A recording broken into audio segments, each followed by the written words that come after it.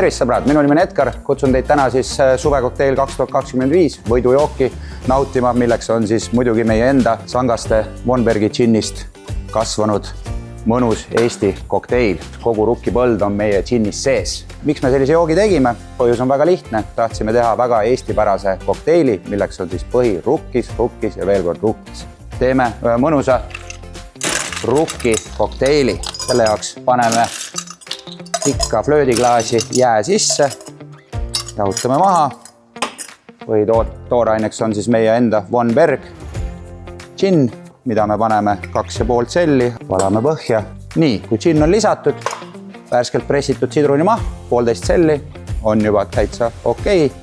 Selle peale lisame siis ise kodus valmistatud vaniljesiirupi, kodus võite ka lihtsalt klassikalist suhkrusiirupit ja siis pikendame ta ära ei millegi muuga kui meie enda Eesti rukkikaljaga. Ilusa vahumütsi peale, kasutame segamiseks lusikat. Ja paneme natuke juurde. Nii. Ja garneeringuks ei midagi muud kui maailma vanim viljasort Sangaste talirukkis. Head nautimist, sõbrad!